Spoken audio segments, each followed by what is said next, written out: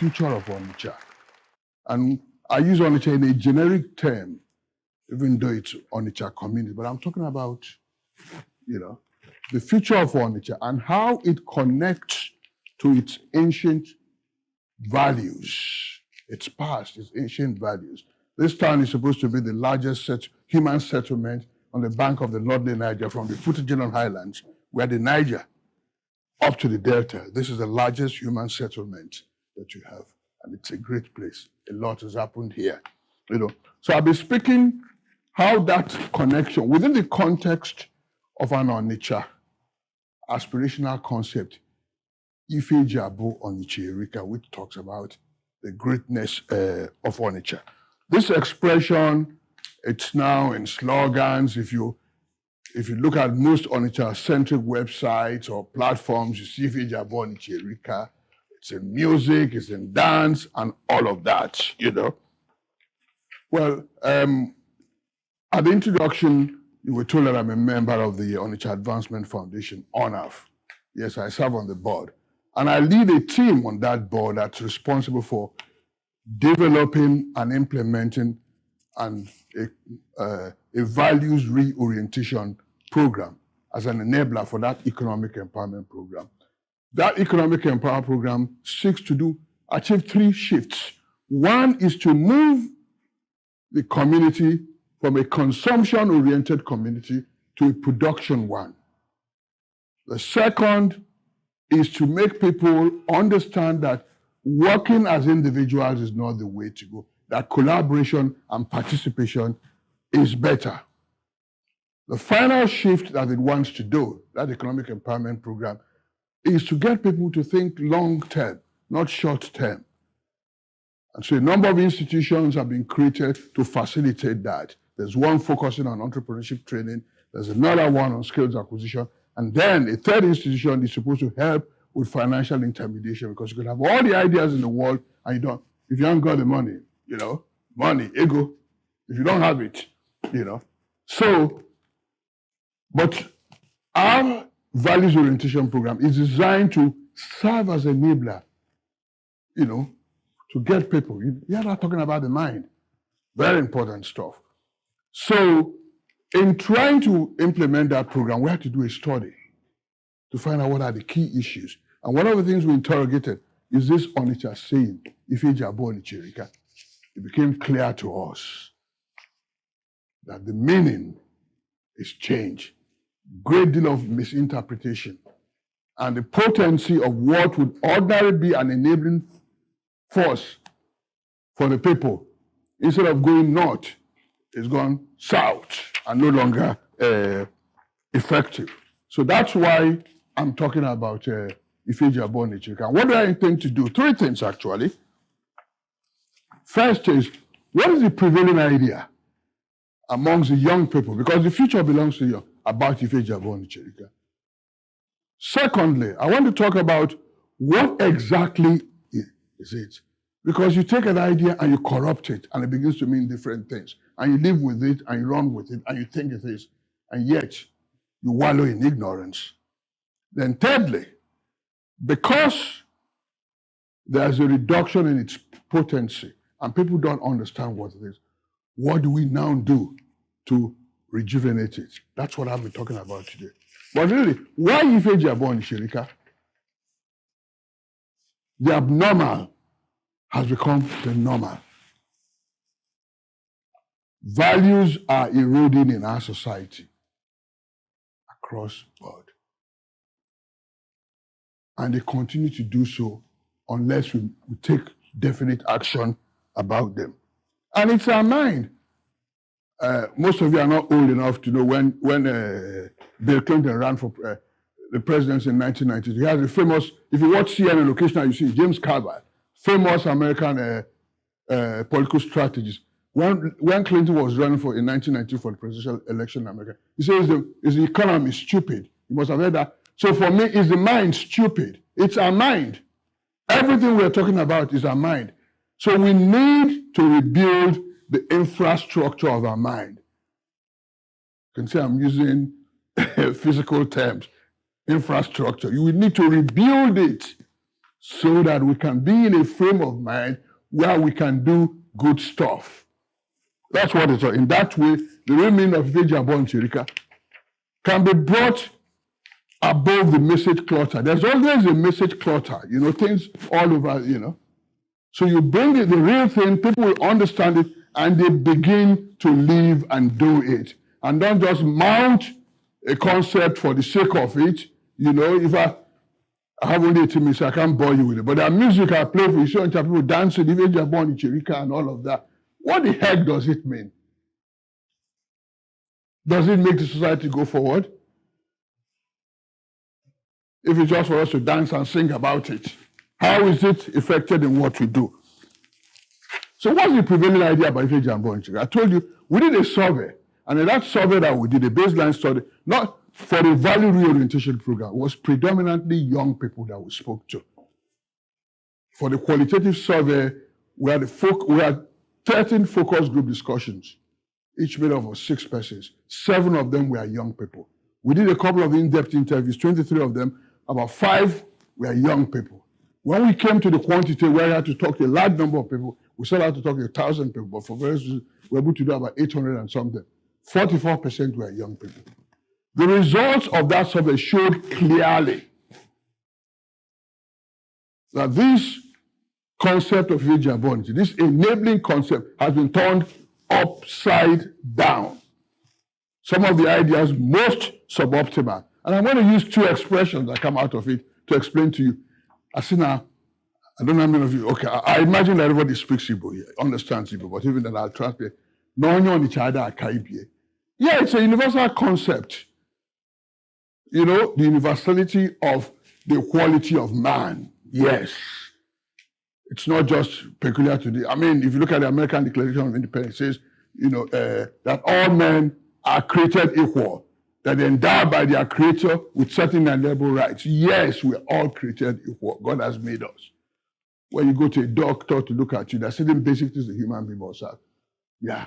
But the truth of the matter is that there are human distinguishing factors. The quality of man, in the days I went to school, they didn't do 101, but I picked up from my kids. They say something, is at 101 level and also. That's basic. But at the end of the day, human beings are distinguished by certain factors. Their achievements, which leads to their status, their integrity. Is it good? So, and then in our society, age. But suddenly, the perception of all these young people, it doesn't matter. They take the idea that we're all equal, literally. I'm a 68-year-old man, but a 30-year-old boy, by his achievement, may have an edge over me because of what he has achieved. Nothing wrong with that. But he will respect my age when he wants to talk to me and when he wants to do things. Now, the other expression, because there are manifestations, how is that now, on each other about boy. It is one thing to say, I don't want to operate at the bottom of the pyramid. I can't do a menial job. I would not go and be a shop hand or whatever. I'm cut out, aristocrat, all that. But let's face it, if you don't make a conscious, rational effort, you will remain at the bottom of the pyramid. And the recourse that you have is to go into criminality and all kinds of things. So these are the things we found. It's based on empirical survey. I'm not making it up. A research firm did this here in Onitsha, and we got those results. And that's what really triggered me to start saying, wait a minute, you guys are going to have this TEDx. I'll come and I believe that young people, And one of the outcomes is that people have now all kinds of values, unnecessary pride, display of ego, superiority that's based on nothing. I'm superior, I'm this. But when I go, nothing. It's just superiority that's based on nothing. So that is the prevailing view. Based empirically determined Nn'emeka Maduegbuna did not conjure this. Now, but what's the essence of Ifeji Onitsha? Because when the founding fathers of Onitsha came up with this idea, they had something in mind. It's basically an aspirational concept which guides the Onitsha man's way of life, and which guide the life of everybody. That's what it is. Indeed, my best example of illustrating it, I use the story. I don't know how many of you have read my Odyssey, Nnamdi Azikwe's biography. You know, he was born in Zungeru, you know, so he was the Ibrahim of Zungeru. So his parents said, this boy is going to be in Ibrahim, he wouldn't know his roots. So they shipped him down to Onitsha. That's why, if you do my Odyssey, you find that Zig's first, he went to school in Onitsha. So his grandmother would regale with stories about his people and all that, Onitsha people. And, oh, how special they are, how aristocrats. But Zig said, for me, what counts is aristocracy based on intelligence. So when I begin to, in my own humble opinion, to define Ifeji Onitsha, and this is me, Nn'emeka Maduegbuna, talking, it's aristocracy based on intelligence. You know, you got your brains using it positively and doing things, you know, plus enhanced by a focus on enterprise, what you call a wambo. So I'm not good in mathematics, but I can say it's aristocracy based on intelligence plus a focus on enterprise. That's what is Ifeji Onitsha. Heritage is secondary. The hood does not make the monk. You can wear all the hood, it does not. It is a substance. It so happens that the people here have said this is our way of life, and they happen to have been the Onitsha. It's like you talk about the Jews, all of that. They are God-chosen people. It's not it. Yes, they are God, but it is what they do.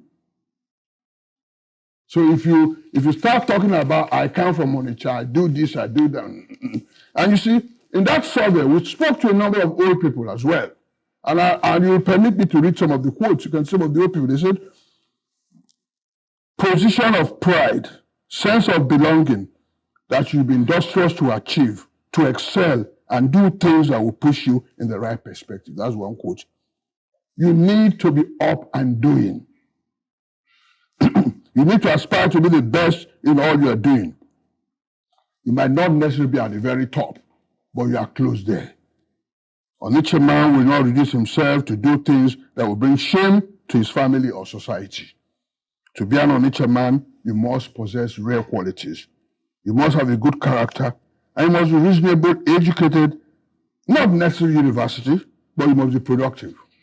These are some of the quotes what some of the older people told us in that survey. And this, I think, is what has led to the heroes and heroines of Onitsha. I brought this book, and it's been sold outside. It documents a lot of Onitsha heroes and heroines, starting from Ezechima, who is the progenitor of Onitsha, through people like George Nicholas Nn'emeka, who is the first Igbo clergyman, who happens to be my paternal grandmother's father, John Cross Nn'emeka, Nnamdi Azikwe, the great Zik of Africa. There are lots and lots of people through Lim Banefo, Ernest Ebuna, pioneer Igbo lawyers, Chikobi, first Nigerian to obtain a PhD in mathematics. By the way, Chikobi got his first degree as an external candidate of University of London, sitting in his father's house in Ogboli-Olosi.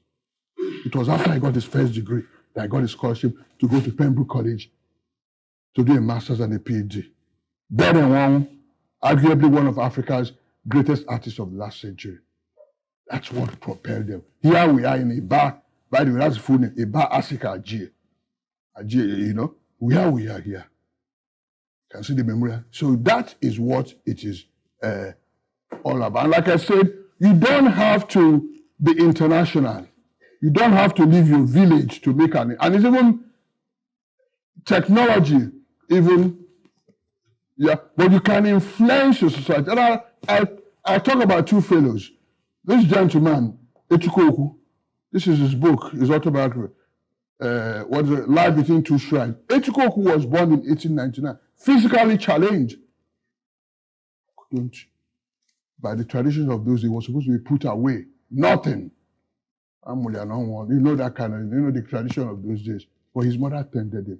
Ichikuku, through, after primary school, through correspondence college studies, Pitmas in the late 20s, got professional qualifications in typing, shorthand typing, bookkeeping, set up practice, providing the services to people, and also running a trading school, which later became the famous Ichikuku Commercial Institute, was the first secondary school in Eastern Nigeria to offer commercial education. Ichikuku got an MBE from the British government for doing that. He set up a printing press, not only did job printing, but also became a publisher. Then went on hospitality, the Hotel de Pride and all. So you can see all within Onitsha. There's also a guy called Achukwu Ochanja. You won't see him, but his picture is on the cover of this book, somewhere on the cover of it. Orphaned at the age of 6, managed, natural fellow, artist and all that. He was the first man in this town in the 30s to have a bicycle and motorcycle repair shop. Don't laugh because it's a bicycle. That if you could ride the cycle, if you owned a bicycle in the 30s, you could count the number of cars on the road. So he learned, he became an architect of some sort, but draftsman, building houses. So what I'm going to say is that you don't have to, and like I said, now it's even much better because with technology. So I'm not asking you to go and stay in New York and do stuff. You can do stuff based on that. So having done all of that, and they are heroes today. We're in TEDx. How many of you know that Alex Okosi, who is managing director of YouTube, EMEA, and was the brain behind MTV Africa? Onitsha boy, his parents' place are not too far from here. Philip Emeagwali, one of the founders of Supercomputer. So there are people you can look at what they do, and they will inspire you. Even as you go, Delia Umunna, first Nigerian professor of law at Harvard. She's I think in her early 40s. She's a professor of law at Harvard University. If you come back home, there are people like Ezenyoye Chikbazo. I mean, or now that they're talking about electoral cases and all, you'll find them. And then it's so good that at some point, INEC had to keep him on a retainer because he was on the other side. He would demolish their case. So to make sure they had him. So, So, yes, that's the truth of the matter. INEC, under what's that, not this president, the other one had him, So what do we do to rejuvenate Ife-Ijabor? What exactly do we need to do? Fortunately, unfortunately, it is the youths. The youths must take a lead.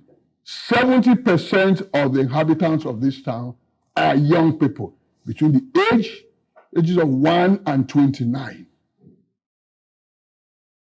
The young people. The core youth, as defined by Igbo people, or their own youth is which is 15 to 29, are 27%. The median age in this town is 18. So, the future belongs to the young people. Not cranky old men like me. You got the future. And you are digital natives. It's all about technology. And you got to do it and move. Now, what do I expect the young people to do? The young people have to become ambassadors of Ife-Ijabor in Icherika. You got to inculcate that essence. It's your mind. That's the only way you have to inculcate it. And you've got to become what I call the leaders in espousing the message. Don't look at the old fellows. Theirs is gone. Anybody above 50, I'm not saying it's not useful, don't get me wrong, but biologically he's lived. The future belongs to you people. But you got to do it in a way that makes sense, And you are actually the leaders. And as leaders, a couple of things you must do. Self-development. It is said that even in your special area of study, you've graduated with a first class degree or whatever, if you do not constantly self-educate yourself, 10 years after, you are ignorant about development in that field. Not to talk of other things. So self-development is important. That's how you do leadership. And if you're a leader, the people around you, what do you do? You've got to be strategic. In every situation, do a SWOT analysis. What is the strength? What is the weakness? What is the opportunity? What are the threats? And based on that, you develop a strategy. A strategy is a path. If I say the strategy is to get to the Onitsha main market, because that's where the El Dorado is.